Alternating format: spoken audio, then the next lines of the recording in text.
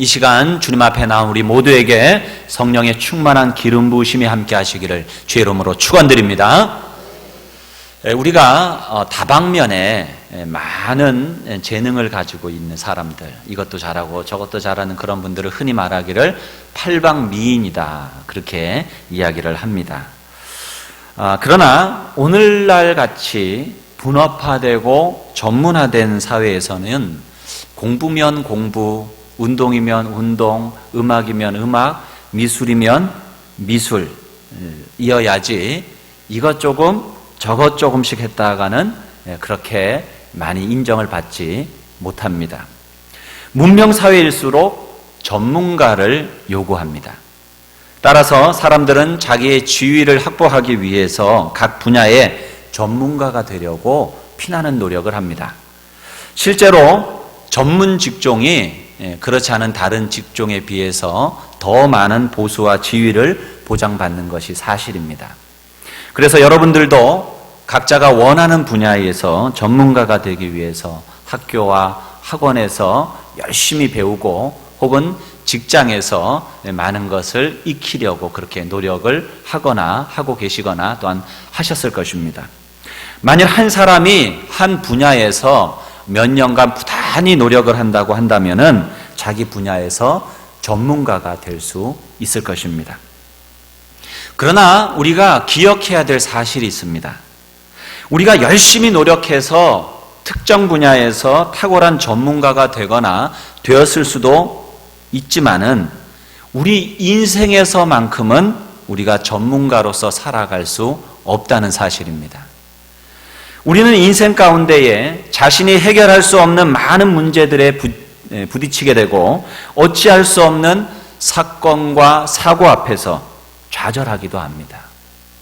심지어는 우리 자신의 전문 분야에서조차 우리는 실패를 경험할 수도 있습니다. 그때 우리의 자부심이 여지없이 깨지게 되고 인생의 연약함과 허무함과 비참함을 절감하게 되는 것입니다. 그때 우리는 생각하게 돼요. 내가 내 인생의 전문가가 아니구나. 나는 내 인생의 초보자일 뿐이구나. 인생의 경험이 많은 노인이라 할지라도 자신이 노년기에 겪고 있는 그 고통과 그 어려움을 겪어본 적이 없잖아요. 저희 외할머님이 100세가 넘으셔서 돌아가셨는데 100세가 넘어본 인생을 그분이 100년을 살았어도 살아보지 않았기 때문에 모르는 거예요. 다른 사람을 통해서 간접적으로 보고 느낄 수는 있었을지 몰라도 내가 직접 그 인생, 그 나이를 살아보지 않았기 때문에 그 상황 속에서 다시금 느끼는 거예요. 나는 인생의 초보자다. 그래서 우리는 각자 저마다 자기 인생에 있어서 초보자로 평생을 살아가게 되는 거예요. 우리가 사람은 평생 배워야 된다라고 하는 이야기를 하는데 그런 의미에서 그 말은 인생은 결국 초보자다라고 하는 의미가 그 속에 있다고 생각을 합니다. 어떤 사람도 인생의 전문가일 수는 없는 것입니다. 사람들은 문제에 봉착하게 될 때에 그것을 해결하기 위해서 저마다 무던히 애를 씁니다. 많은 공부를 하기도 하고 열심히 땀을 흘리며 일에 몰두하기도 하고 악착같이 돈을 벌기도 합니다. 혹은 도덕적인 삶을 살고 선행에 힘을 쓰기도 합니다. 교회에 나와서 때로는 무릎을 꿇어 기도하기도 하고 저마다 자기가 믿는 신 앞에 나아가 제사를 드리고 치성을 드리기도 합니다. 하지만 여전히 돈으로도 지식으로도 선행과 종교로도 해결할 수 없는 문제가 있다는 것을 발견하고 좌절할 뿐입니다. 다시 한번 인간은 인생의 문제 앞에서 자기는 인생의 초보자다라고 하는 것을 깨닫게 됩니다. 어느 누구도 자신의 인생을 살아본 사람은 없고 다시 살 수도 없기 때문에 인간은 필연적으로 삶 가운데에서 실패하고 좌절할 수밖에 없는 것입니다. 그러나 우리가 어떤 문제 앞에 자신의 삶을 추스리지 못하는 가장 근본적인 이유는 삶의 주인이 초보자인 나 자신이기 때문입니다. 초보자인 내가 내 인생을 이끌고 가니까 우리의 인생은 그렇게 좌절하고 절망하는 때가 올 수밖에 없다는 것입니다. 우리는 성경에서 자기 분야에서 실패한 한 사람의 전문가를 만나게 됩니다. 그는 바로 오늘 본문에 나오는 시몬 베드로인데, 이 베드로는 30평생을 이 갈릴리 바다에서 어부로 자라온 사람이에요.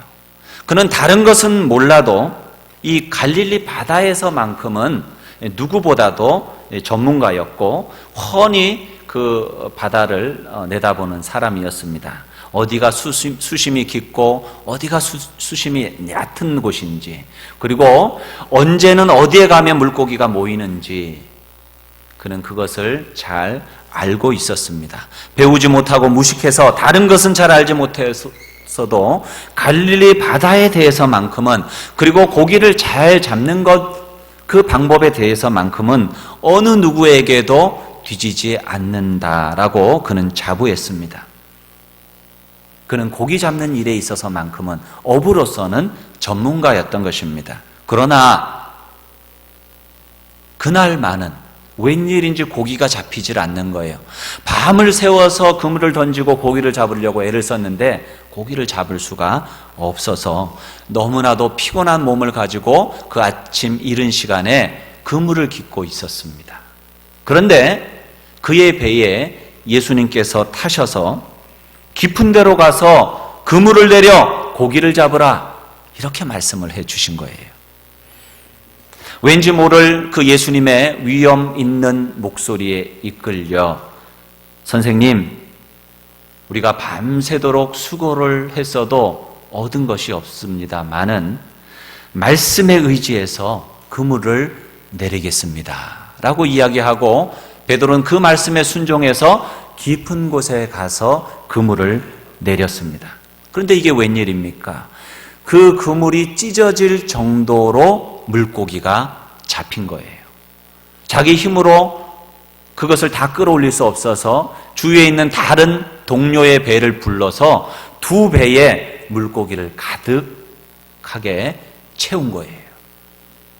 그는 열심히 고기 하나라도 더 담으려고 이게 웬 횡재냐 하면서 물고기를 자기 배에 담았어요. 그러다가 점점 이 베드로의 얼굴이 굳어지기 시작합니다. 그리고 자기 앞에서 그 물고기 잡는 것을 보고 계시는 예수님 앞에 나아가 무릎을 꿇고 그 앞에 엎드려서 이야기합니다. 주여, 나를 떠나소서. 나는 죄인입니다. 예수님은 이 베드로의 마음을 꿰뚫어 보듯이 말씀하십니다. 무서워하지 말아라. 이제 후로는 내가 사람을 취하리라. 이에 베드로는 모든 것을 버려두고 예수님을 따라갔다라고 오늘 본문은 이야기하고 있어요. 우리는 본문의 이야기를 통해서 인생에서 중요한 세 가지 교훈을 얻습니다. 첫째는 순종이 기적을 낳고 기적은 더 큰 순종을 낳는다는 사실입니다. 우리는 기적을 원하면서도요, 주님께 순종하지 않기 때문에 기적을 경험하지 못하고 신앙적 경험이 없기 때문에 더 큰 순종으로 나아가지를 못하는 것 같아요. 기적은 다 원해요. 문제가 해결되기는 바래요. 그러면서도 그 문제를 해결해 주시는 하나님의 말씀에 순종하기는 꺼려하는 거예요. 베드로는 예수님의 말씀에 순종했기 때문에 풍어의 기적을 경험할 수 있었고, 그 기적을 경험했기 때문에 예수님이 사람을 낚는 어부로 부르실 때에 그 말씀에 순종해서 모든 것을 버려두고 예수님을 따르는 더 큰 순종으로, 더 큰 헌신으로 나아갈 수 있었던 것입니다. 베드로는 20년 이상을 갈릴리 바다에서 물고기 잡는 어부였는데, 목수이신 예수님이 어부인 베드로에게 깊은 데로 가서 그물을 내리라 말씀하셨을 때에 거기에 순종한 거예요. 여러분이 베드로라고 하면 어떻게 했어요? 내가 어부인데, 이 분야에서는 내가 전문가인데 나에게 깊은 데로 가서 그물을 던지라고? 아니, 이 시간은 지금 물고기들이 새벽녘이라 얕은 데로 와서 밥 먹으러 나오는 시간인데 그 기본적인 물고기 잡는 지식도 없이 깊은 데로 가서 그물을 내리라니 말도 안 되지. 그런 생각 들지 않겠습니까? 내가 지금 밤새도록 일해서 지금 온몸이 다 피곤한데 내가 또 깊은 데로 배를 끌고 가서 그물을 내리라고? 그리고 그물을 내리면 지금 그물을 다 씻어 놓았는데 다시 그물을 또 씻어야 되는데 이 피곤함을 또 나보고 경험하라고? 말도 안 되지. 여러분, 이렇게 찾아보면요, 베드로가 예수님의 말씀에 순종해야 될 이유보다도 순종하지 않아야 될 이유가 훨씬 더 많아요. 그런데도 불구하고 베드로는 예수님의 말씀에 순종했고 그 순종을 통해서 그는 기적을 경험하게 된 것입니다. 여러분, 순종할 만해서 순종하는 게 아니에요. 주님이 말씀하셨기 때문에 순종하는 것입니다. 5절에 보면 베드로가 예수님께 말하기를 선생님이라고 이야기를 해요. 이때에 이 선생님이라고 하는 헬라어는 에피스타테스예요. 그냥 보통 가르치는 선생님은 디다케에서 나온 디다스 칼로스라고 하는 말을 쓰는데 여기서는 에피스타테스라고 하는 말을 써요. 이 에피스타테스는 선장이나 사령관 같은 막강한 지휘권자를 뜻하는 것이므로 이 거부할 수 없는 권세, 절대적인 권세를 가진 지도자를 부를 때 이 단어를 씁니다. 그래서 우리는 이 선생님이라고 하는 이 말을 통해서 베드로가 예수님에 대해서 간접적으로 그분의 능력에 대해서 경험한 사실이 있었다는 것을 알 수가 있어요. 혹자는 이 베드로의 장모를 예수님께서 고쳐주셨고 그 이후에 이 금을 깃는 일을 경험했다라고도 이야기하는데, 혹은 또 다른 일들을 통해서 어찌했든지 간에 베드로는 예수님의 그 권위에 대해서 지금 인정하고 있습니다. 그는 모든 불순종의 이유를 뛰어넘어서 그분의 말씀이기 때문에 그는 순종했고 그 순종을 통해서 풍어의 기적을, 더 나아가서 예수님의 수제자로서 모든 것을 버려두고 예수님을 따르는 놀라운 헌신과 그런 기적을 경험하는 주인공이 된 것입니다. 믿음의 조상 아브라함을 봐도 그렇습니다. 하나님께서 너의 고향과 친척 아버지의 집을 떠나 내가 내게 지시할 땅으로 가라 말씀하셨을 때에 아브라함은 그 말씀에 그저 순종했던 거예요. 그런데 이 순종이요, 여러분이 가만히 이 말씀을 묵상해 보면 결코 쉬운 순종이 아니었어요. 상식적인 순종이 아니었어요. 이 아브라함이 살았던 그 본토 친척 아비집으로부터 주님이 말씀하시는 가나안 땅까지는 엄청나게 먼 거리입니다. 당시에 대중교통이 발달하지 않는 상황에서 그 왕의 대로를 따라서 그가 나아갈 때에 많은 위험이 도사리고 있어요. 당시로 보면 치안이 확립되지 않은 시대였기 때문에 여러 도적을 만날 수도 있고요. 그 광야 길을 지나면서 여러 가지 해충들을 만날 수도 있고 독뱀을 만날 수도 있고 많은 어려움을 경험할 수 있고 또한 물이 없어 가랄 수도 있는 많은 위험 가운데 처해 있는데, 이 아브라함은 그 하나님의 말씀이었기 때문에 그 말씀에 순종하고 나아갔던 것이에요. 그런데 그러한 순종이 결국은 100세의 아들을 낳는 기적을 경험하게 되고요. 하나님의 여러 가지 도우심 가운데 나중에는 100세에 낳은 아들을 주님의 제단 앞에 드릴 수 있는 믿음에까지 이르러서 결국 이제야 네가 나를 경외하는 줄 알겠다. 주님 말씀하시고 그를 믿음의 조상으로 세우는 귀한 복을 얻게 된 것입니다. 여러분, 신앙생활이라고 하는 것이 한번 순종으로 되는 게 아니에요. 순종은 기적을 낳고 그 기적을 경험할 때 우리는 더 큰 순종과 희생을 주님 앞에 드리게 되는 것입니다. 그리고 그 속에서 우리는 더 큰 하나님의 기적을 경험하게 됩니다. 이 아브라함과 같이, 그리고 베드로와 같이 우리가 믿음으로 주님 앞에 나아갈 수 있게 되기를 바랍니다. 오늘날도 하나님은요, 똑똑하고 잘난 사람보다 하나님을 의지하고 순종하는 자를 들어 사용하시기를 기뻐하시는 분이십니다. 여러분, 하나님의 말씀에 순종의 마음을 가지시기 바랍니다. 나는 할 수 없지만 하나님은 능치 못함이 없으신 분이심을 믿음으로 받아들이십시오. 그것이 순종의 시작이에요. 나를 통하여 하나님께서 일하고자 하심에 대해서 기꺼이 주님 섬기겠습니다 하는 섬김의 마음을 가지십시오. 그것이 순종이에요. 그래서 순종은 하나님을 향한 열린 마음이요, 섬김의 마음의 표현인 줄 믿습니다. 사랑하는 성도 여러분, 여러분은 어떤 인생의 계획을 가지고 계십니까? 여러분이 주님께 순종하기를 원하신다라고 한다면 그것부터 시작하셔야 돼요. 그 계획도 중요하지만 그 계획도 너무나도 근사하고 멋진 것일지 모르겠지만 주님 앞에서 그것을 다 내려놓는 것이 먼저예요. 주님의 주인 되심을 인정하여 드리는 거예요. 그리고 하나님께서 무엇을 나에게 원하시는지 먼저 주님 앞에 말씀하시게 하시는 것이에요. 무엇을 말씀하시든지 그리고 순종하시겠다고 결단하는 것입니다. 이것이 순종하는 사람의 마음이에요. 우리가 운동을 할 때도요, 먼저 레슨을 받으라고들 참 많은 이야기들을 하죠. 왜 그렇습니까? 예를 들어서 내가 테니스를 친다 그러면 나 혼자 열심히 테니스를 친 사람은 자기 나름대로의 그러한 잘못된 습관이 생깁니다. 그런데 그것 때문에 실력이 성장하지 못하고 그것 때문에 몸에 무리가 와서 부상을 입는 경우가 생깁니다. 그렇기 때문에 레슨을 받으면요, 처음부터 기초부터 배우는 사람들은 금방금방 실력이 느는데 내가 조금 친다고 하는 사람들이 레슨을 받을 때는 이 잘못된 습관이 붙어서 고치는데 애를 먹고 많은 시간이 걸리고 성장이 더딘 것을 봅니다.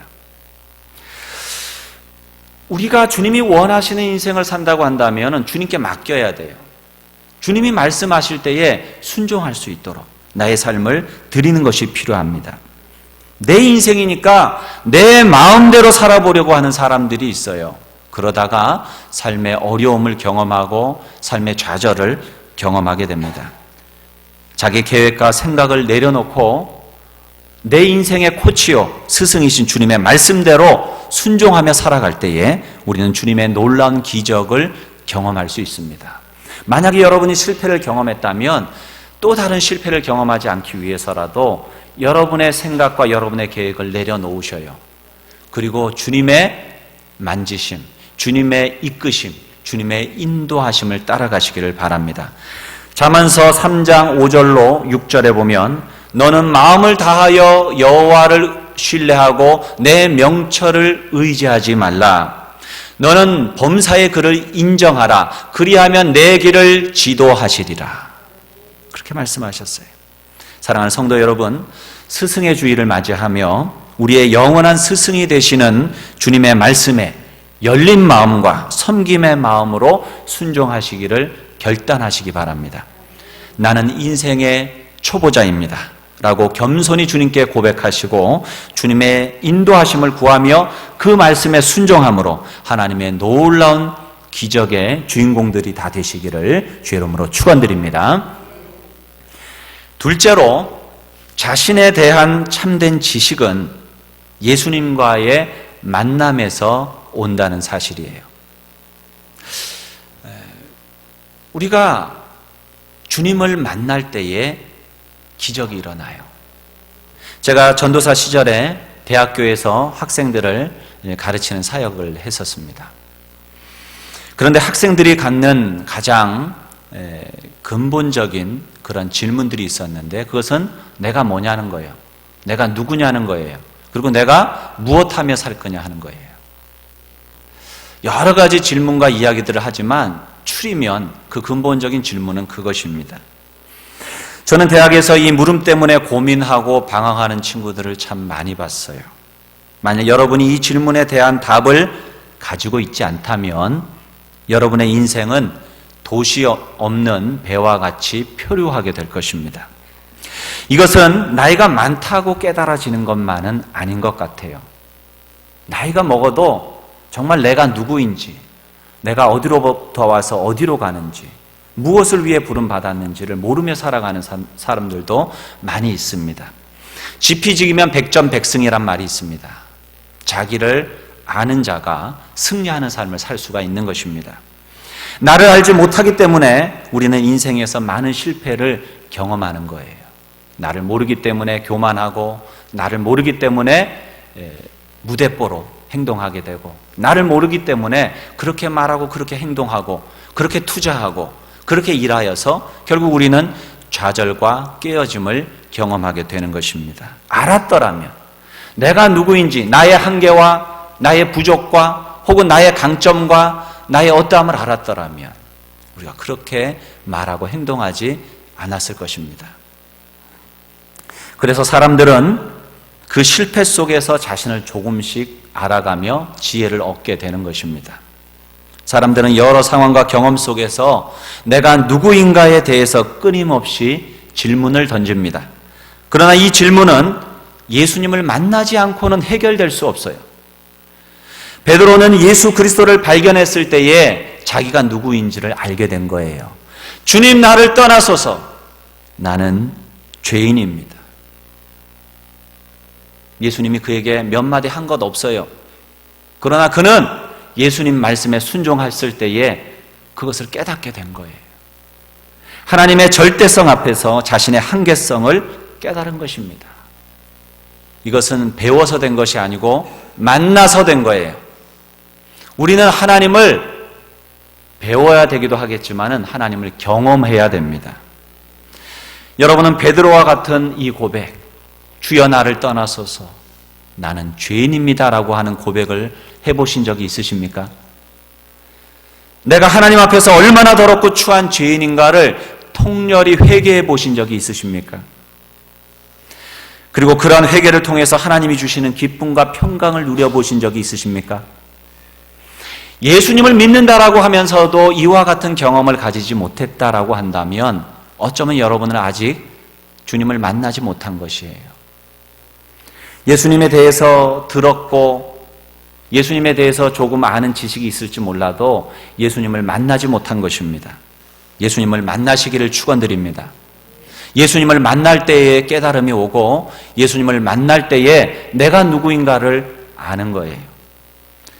그리고 주님 앞에서 자신을 발견한 사람은 회개하게 되고 내가 어떤 존재인지를 깨달은 사람만이 참된 회개의 열매를 맺는 삶을 살아갈 수 있는 것입니다. 여러분이 예수님을 만나기를 원한다면 여러분의 마음의 문을 여셔야 돼요. 그리고 예수님을 나의 구주와 주님으로 영접해야 됩니다. 영접하는 자, 곧 그 이름을 믿는 자들에게는 하나님의 자녀가 되는 권세를 주신다고 그랬어요. 내 마음의 문을 여는 것이 순종의 시작이에요. 내 마음의 문을 열어야 돼요. 하나님, 당신이 계시다면 내 마음에 들어와 주십시오. 그리고 당신이 하신 이 성경의 말씀과 같이 나의 구주와 주님이 되어 주십시오.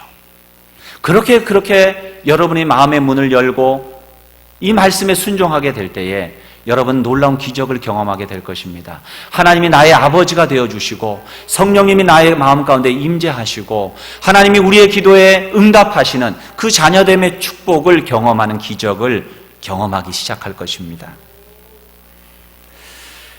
우리 교회에 예수 영접 모임이 있어요. 아까 광고 드린 대로 오늘 오후 3시 10분에 예수 영접 모임이 있습니다. 이 모임은 바로 그렇게 여러분이 주님 앞에 마음을 열고 주님을 마음에 모셔드리고 주님과 함께하는 삶을 살도록 돕는 시간입니다. 여러분이 이 시간에 함께 나오셔서 새롭게 주님을 믿고 그 은혜 가운데 살아가기를 결단할 수 있게 되기를 바랍니다. 우리 교회 교인이라면 직분에 상관없이 다 나오시면 좋겠어요. 그래서 다시 한번 복음이 무엇인지, 내가 정말 주님 앞에 주님을 모시고 살아가고 있는지를 다시 한번 되새기고 믿음의 걸음을 살아감으로 여러분의 삶 가운데에 하나님의 기적, 그리고 내가 누구인가를 깨닫고 분명한 정체성 가운데서 살아가는 은혜가 있게 되기를 주의 이름으로 축원드립니다. 세 번째로, 하나님 앞에서 자신을 발견한 사람은 참된 인생의 목적과 사명을 발견하게 됩니다. 베드로가 주님 앞에서 자신을 발견하게 되었을 때에 주님은 베드로에게 놀라운 계획을 가지고 계심을 보여주셨어요. 10절에 보면 중반절에 무서워하지 말라. 이제후로는 내가 사람을 취하리라. 지금까지는 네가 물고기를 잡는 어부였다면 이제는 네가 사람을 넉는, 사람을 구원해내는 그러한 어부가 될 것이야. 너는 나의 제자가 돼서 땅끝까지 복음을 증거하는 일에 쓰임을 받게 될 것이야. 예수님 그렇게 사명을 허락해 주신 것입니다. 결국 예수님은 무식한 한 어부를 수제자로 삼으셨고 그를 초대교회의 지도자로 삼으셔서 하나님의 복음을 전파하는 일에 중요한 인물로 그를 사용하셨습니다. 만약에 베드로가 예수님을 만나지 못했다면 그의 인생의 목적은 물고기 한 마리라도 더 잡아서 더 풍성한 인생을 사는 데에 머물렀을 것이고 그는 평생 한 이 갈릴리의 촌부로서 살다가 먹고 마시는 일에만 고민하고 그 일에 찌들어 살다가 그렇게 인생을 마쳤을 것입니다. 하지만 그는 주님을 만났고 그 앞에서 자신의 참 모습을 발견하였으며 그 자리에서 돌이켜 주님이 원하시는 삶, 사명을 감당하는 삶을 살아갈 수 있게 된 것입니다. 자신을 부리는 소명 앞에 온 마음으로 엎드려 순종함으로 참된 인생의 목적을 알고 거기에 부합하는 복된 인생을 살아갈 수 있게 된 것입니다. 사랑하는 성도 여러분, 하나님은 여러분의 모든 것을 알고 계시고 여러분을 위한 특별한 계획을 가지고 계십니다. 여러분 한 사람 한 사람마다 놀라운 계획을 주님이 가지고 계시다는 거예요. 주님을 만날 때에 그 계획을 알 수 있고 발견할 수 있게 됩니다. 그것이 소명이요, 그것이 사명이에요. 그러나 우리는 잘못된 인생의 목표를 제시하는 이 세상 가운데 살면서 주님의 목표를 잘 모르고 살아가요. 이 세상은 우리를 향해서 명예와 부, 그리고 지식과 권력, 쾌락, 이것이 마치 최고의 가치인 양, 그리고 그것을 위해서 질주하는 것이 인생을 제대로 사는 것인 양 가르쳐 줍니다. 그래서 젊은이들도 이 세상적 가치를 추구하며 살면서 방황하는 삶을 살게 되는 거예요. 그러나 진정한 삶의 목적, 우리의 사명은 주님을 만날 때에 우리에게 주어지는 것인 줄 믿으시기 바랍니다. 로마서 3장 23절 말씀에 보면 모든 사람이 죄를 범하였음에 하나님의 영광에 이르지 못하더니 그랬어요. 궁극적인 우리의 삶의 목적은 하나님의 영광이라고 하는 관역에 닿는 것입니다. 이것이 인생을 향한 그분의 계획이요 목적이고 그럴 때의 피조물인 인간은 참된 평강과 행복을 누릴 수 있게 창조된 것입니다. 이와 같은 궁극적인 목적이 없는 야망은 성경이 버린 가치관이요 성경이 폐기한 지향점이에요. 우리가 무엇을 위해서 어떤 삶의 방향을 가지고 살아야 되느냐? 그것은 바로 하나님의 영광입니다. 잠언서 16장 9절에 보면 사람이 마음으로 자기의 길을 계획할지라도 그 걸음을 인도하시는 자는 여호와시니라 그랬어요. 우리의 인생이 내 뜻대로 내 마음 먹은 대로 내가 계획한 대로 되던가요? 주님이 인도하시지 않으면, 주님이 허락하시지 않으면 안 되는 거예요. 그렇기 때문에 우리의 인생의 주인 되신 주님 앞에 우리는 우리의 계획을 내려놔야 돼요. 우리의 목표를 내려놔야 돼요. 그리고 주님이 주시는 그 사명의 길을 걸어가야 되는 것입니다. 하나님은 온 만물의 절대 주권을 가지고 계신 분이십니다. 궁극적으로 우리의 인생의 목적은 하나님을 찬양하고 그분께 영광을 돌리는 것입니다. 여러분이 무슨 일을 하든지 어떤 지위에 있든지 어떤 소유를 가졌든지 이것이 하나님의 영광을 위한 것인가를 생각할 수 있으려면 여러분이 주님을 만나야 돼요. 그 안에 있을 때에 여러분에 있는 모든 삶의 것들이 질서를 잡기 시작해요. 그리고 하나님의 영광을 위한 삶을 살아갈 수 있게 되는 것입니다. 여러분이 무엇 때문에 그렇게 아등바등 돈을 벌어야 합니까? 왜 건강을 유지해야 됩니까? 왜 서로를 사랑해야 됩니까? 왜 환난 중에 즐거워합니까? 왜 항상 기뻐합니까? 왜 쉬지 않고 기도해야 합니까? 왜 범사에 감사할 수 있습니까? 우리 인생의 주인과 스승이 되신 부활의 주님을 만남으로 이 모든 삶의 질문들이 해답을 얻고 하나님의 영광을 위해서 기쁨으로 사명 감당하는 복된 인생 살아갈 수 있기를 축원드립니다. 사랑하는 성도 여러분, 아무리 훌륭한 배가 있어도요, 지도나 나침판이 있어야 되고 훌륭한 선장이 없다면 그 배는 망망대해를 표류하다가 결국은 풍랑을 만나 좌초되고 말 것입니다. 우리는 우리 인생에 있어서 전문가가 아닙니다. 우리는 다 저마다의 삶에서 인생의 초보자입니다. 그러므로 예수님을 우리 인생의 주인으로, 우리의 인생의 배의 선장으로 모셔야 합니다. 예수님은 우리 인생의 지도와 나침판이 되시는 말씀으로 우리 가운데 공급하시고, 또한 우리를 어디로 가야 하는지를 알게 하시는 훌륭한 선장님이 되십니다. 그러므로 삶에 문제가 생겼을 때 나의 지혜와 경험을 내려놓고 먼저 주님의 지혜와 인도를 구하시고 구원의 그분의 음성에 순종하심으로 여러분의 인생 가운데에 하나님의 놀라운 기적을 경험하고 주님께 영광 돌리는 사명 감당하는 모든 성도님들 되시기를 주의 이름으로 축원드립니다. 기도하겠습니다. 오늘 주신 말씀을 붙들고 우리 한 1분간만 조용한 목소리로 기도합니다. 우리의 삶의 주인이 나라면 우리는 늘 절망하고 좌절할 수밖에 없는 것은 우리 인생은 각자의 삶 속에서 초보자이기 때문입니다. 우리는 내가 인생의 전문가라고, 내가 모든 것을 안다라고 잘못 알고 있지 않은지, 그렇게 교만하여서 주님의 말씀보다 내 생각대로 내 뜻대로 살지는 않았는지, 주님 앞에 회개할 것은 회개하고 다시 한번 주님을 내 마음의 주인으로 모셔드리고 나의 삶의 스승으로 모셔드려 순종을 결단하는 귀한 시간이 되기를 원합니다. 사랑의 아버지 하나님, 이 시간도 주님 역사하여 주옵소서.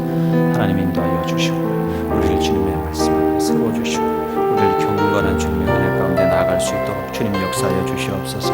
주님은 우리의 인생의 주인이 되십니다. 주님은 우리의 선장이 되십니다. 주님을 바라보고 주님을 의지하고 주님 이 시간도 온전히 우리의 삶 가운데 순종의 마음을 주옵소서. 우리의 믿음이 연약하지만 우리가 작은 순종을 통하여 하나님의 기적을 경험하고 작은 순종을 통하여 하나님을 만남으로 내가 누구인지를 깨닫기 원합니다. 오늘도 순종의 제사를 드리오니 하나님 들으시옵소서.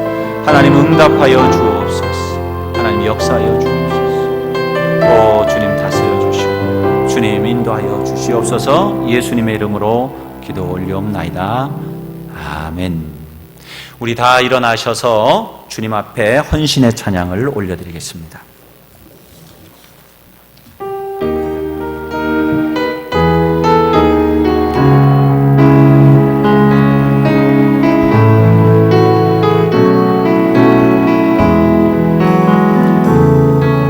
주 선한 능력으로 안으시네, 그 크신 팔로 날 붙드시네.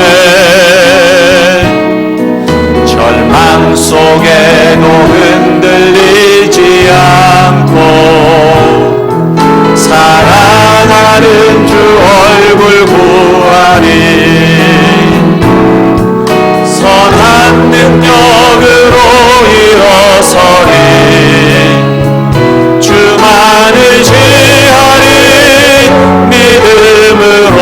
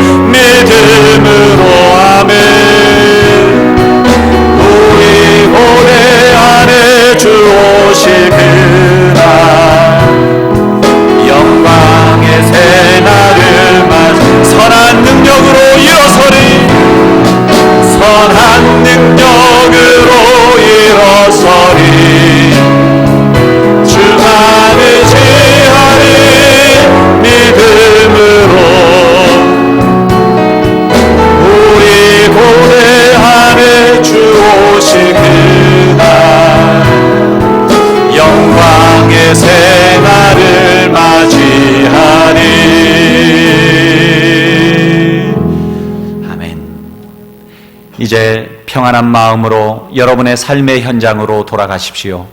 선한 일에 용기를 가지며 악을 악으로 갚지 마십시오. 항상 연약한 자를 도우며 병든 자를 찾아보며 곤란당하는 이웃을 위로하십시오. 모든 사람을 존경하며 주님께 봉사하고 주님을 사랑하십시오. 모든 일을 믿음과 사랑으로 행하며 어떤 일에도 소망을 포기하지 마십시오. 거룩하신 성령께 순종하여 기쁨과 감사의 생활을 해 나아가십시오. 우리 하나님 아버지는 여러분을 항상 도와주실 것입니다. 이제는 성부, 성자, 성령 삼위일체 하나님, 우리의 참된 스승이 되신 우리 주님의 사랑과 은혜와 인도하심과 충명케 하시는 귀한 은혜가 이 시간 주님의 말씀을 듣고 그 말씀에 순종하여 우리에게 주어진 사명의 길을 걷고자 다짐하는 여기에 머리 숙인 사랑하는 성도님들 머리마다 저들의 가정과 직장과 학업과 사업과 우리 교회와 나라와 민족 위에 영원토록 함께 하시기를 간절히 축원하옵나이다. 아멘. 감사합니다. 주님 역사하여 주시옵소서.